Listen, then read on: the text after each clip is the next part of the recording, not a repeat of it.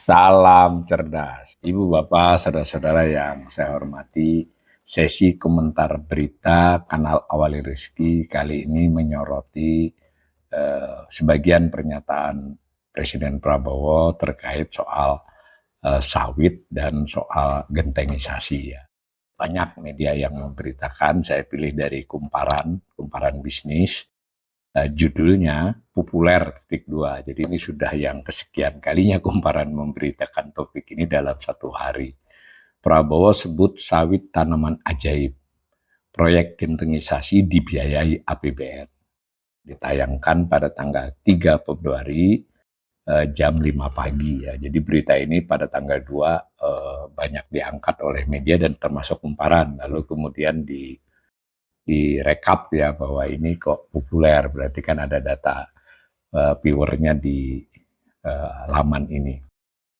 Nah, ada ilustrasi gambar Presiden Prabowo di acara tersebut, di acara Rakornas ya, pemerintah pusat dan daerah tahun 2026 di Sentul International Convention Center hari Senin tanggal 2 Februari.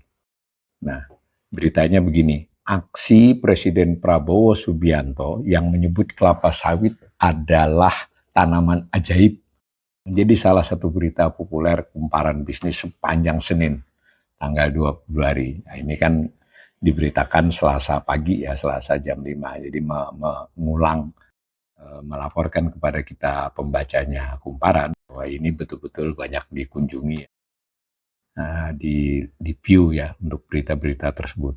Selain itu, jadi selain soal pernyataan kelapa sawit tanaman ajaib adalah proyek industri genteng atau disebut juga proyek gentengisasi yang dicanangkan Prabowo akan didanai APBN. Berikut rangkumannya. Nah, sawit adalah tanaman ajaib. Semua negara minta ke RI. Prabowo menyebut kelapa sawit adalah miracle crop atau tanaman ajaib dengan permintaan pasokan yang tinggi dari berbagai negara di dunia. Komoditas ini dinilai strategis sebagai pondasi swasembada pangan dan energi Indonesia, serta memiliki puluhan produk turunan yang vital bagi berbagai sektor industri, mulai dari bahan baku cat, makanan, hingga produk kebersihan. Dikutip langsung pernyataan beliau ini, saya ke dunia, keliling-keliling, hampir semua pemimpin negara minta ke saya, kami mohon Indonesia, tolong suplai kelapa sawit, CPO. Saya ke Mesir, saya ke Pakistan, saya ke Rusia, saya ke Belarus, di mana-mana tolong kelapa sawit. Artinya it's a very strategic commodity, ungkap Prabowo. Ya, betul ya ini artinya ini saya kira sebelum dinyatakan Pak Presiden juga kita sawit menjadi andalan ya, sawit dan produk turunannya selama satu dekade ini ya. Prabowo menyoroti peran sentral kelapa sawit dalam program mandatori biodiesel nasional. Ya, jadi diulang juga ini bahwa memang sawit menjadi bagian dari program untuk menjadikan biodiesel ya nasional programnya. Untuk tahun ini Indonesia menargetkan peningkatan campuran biodiesel ini menjadi 50%, B50 istilah teknisnya ya. Sebuah langkah yang diharapkan dapat mengurangi ketergantungan impor bahan bakar dan menyediakan opsi energi yang lebih terjangkau bagi masyarakat. Selain itu, ada rencana untuk membatasi ekspor limbah kelapa sawit seperti minyak jelantah guna dimanfaatkan sebagai bahan baku produksi aftur domestik, menjadikan Indonesia produsen aftur terbesar di dunia. Sampai sini saya kira tidak ada yang kita bantah ya, artinya kita juga relatif. Kita di sini dalam maksud mungkin pengamat ekonomi atau juga para pemerhati soal ekspor impor, soal kebutuhan energi ini memang sawit ini salah satu ibaratnya ya salah satu keberuntungan Indonesia selama satu dekade lebih ini. Tetapi belakangan kan permasalahannya adalah pada tata kelola perkebunan sawit. Jadi bagaimana perkebunan sawit itu dilakukan. Pertama soal lahannya, dia ditanam di mana. Nanti kemudian juga cara-cara pengolahannya, lalu kemudian hasil dari pengolahan tersebut untuk apa saja, itu kan dalam berbagai fase itu ada wacana-wacana, ada diskusi, ada pro kontra. Nah, terutama sekali yang banyak dipermasalahkan adalah ketika perkebunan sawit itu menggantikan hutan tropis. Nah, itu ya, itu yang dianggap salah satu penyebab kerentanan, kerawanan, bahkan bencana di beberapa lokasi ya. Jadi bukan mempertanyakan manfaat sawitnya sebagai komoditas ekonomi ya, yang betul kata Presiden tadi permintaannya kuat dan produk turunannya bisa banyak, apalagi kalau makin diolah di dalam negeri. Tetapi terkait dengan di mana perkebunan itu dikembangkan, nah ini masalah ya. Jadi ketika dia menggantikan hutan tropis tanpa pertimbangan-pertimbangan yang lebih luas, nah itu yang diingatkan, itu yang sudah mulai menunjukkan kerawanan. Jadi tata kelola ini, kalau misalnya perkebunan sawit itu di lahan-lahan yang tidak menggantikan hutan tropis, atau kalaupun dia menggantikan, ada perhitungan di mana dia juga diimbangi dengan penghutanan kembali di lokasi lainnya. Jadi yang jadi masalah istilahnya deforestasi ya, deforestrasi. Jadi pengurangan hutan itu yang bahaya. Nah, saya kira di sini Presiden ketika berpidato memang mengesankan dia tidak suka nih dengan yang mengkritik bahwa sawit ini merugikan. Ya, ini adalah wilayah diskusi yang ya ada plus minusnya, tetapi bahwa sawit yang menggantikan hutan tropis tanpa terkendali, nah itu adalah masalah yang sudah jelas-jelas besar ya, dan berdampak buruk terhadap lingkungan dan bisa kepada bencana alam. Ini udah banyak. Yang kedua yang juga dipermasalahkan adalah tata kelola yang aspeknya, lalu siapa saja yang melakukan ikut dalam industri sawit ini, mulai dari perkebunannya maupun industrinya. Jadi kan ketika isunya yang dikembangkan adalah sawit hanya dikuasai sekelompok orang dan nilai tambahnya kepada petani ya, petani kecil itu tidak besar, nah itu jadi masalah. Jadi bagaimana mungkin pola tata kelolanya, di satu sisi kita bisa memproduksi besar, tidak merusak hutan tropis kita, tapi di sisi lain petani-petani sawit kecil atau pekerja perkebunan sawit juga memperoleh keuntungan ya, kesejahteraan mereka meningkat. Di situ kan aspek keduanya.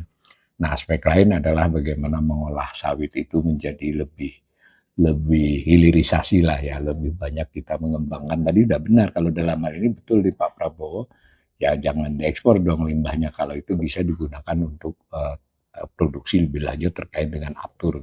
Itu soal sawit. Saya baca lagi berikutnya, proyek genteng dibiayai APBN. Menko Bidang Perekonomian Airlangga Hartarto menyebut proyek industri genteng atau disebut gentengisasi yang dicanangkan Presiden Prabowo Subianto. Jadi di kesempatan Rakornas itu Prabowo ngomong banyak hal, sawit satu hal, yang hal lain adalah dia ingin penggunaan genteng yang luas menggantikan seng dan sebagainya ya.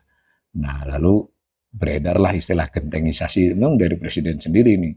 Ya, dan kata Airlangga itu akan didanai APBN, waktu di pidato tidak disebutkan. Jadi ada gambar ilustrasi genteng.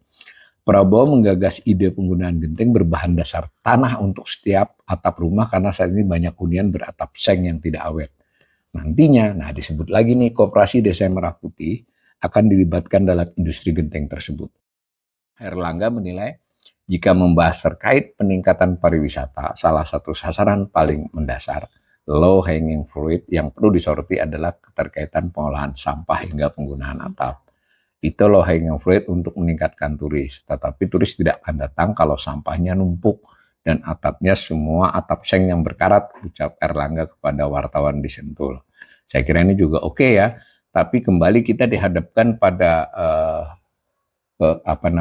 wacana yang tanda petik relatif tiba-tiba. Bukan kita anti gentengisasi atau genteng, tapi ketika didorong begini lalu dia nanti menjadi proyek prioritas, lalu bergesa untuk segera dijalankan, kita khawatir seperti yang sudah termasuk Koperasi Desa Merah Putihnya itu sendiri.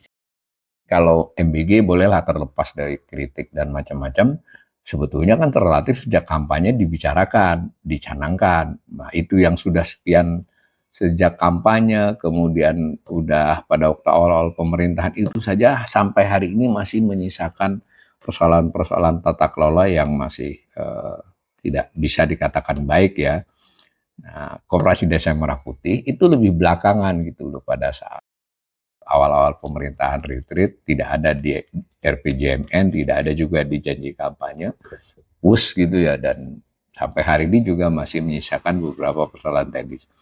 Nah ini juga begitu lagi nih, ini kan gentengisasi ini kan baru nih nanti. Jadi kalau menurut saya kalau kebijakan-kebijakan ekonomi dibuat berdasarkan maaf ini presiden yang kemudian mungkin dapat masukan, dapat apa, lalu diutarakan lalu oleh para anak buahnya itu segera dilaksanakan karena untuk menyenangkan bos, itu bahaya juga. Itu tentu perlu ya diselidiki itu bagaimana. Jadi gentengisasi ini menurut saya adalah perlu asupan masukan, terus apakah gentengisasi nanti generik di semua tempat dan seterusnya lah. Dia harus disikapi seperti itu.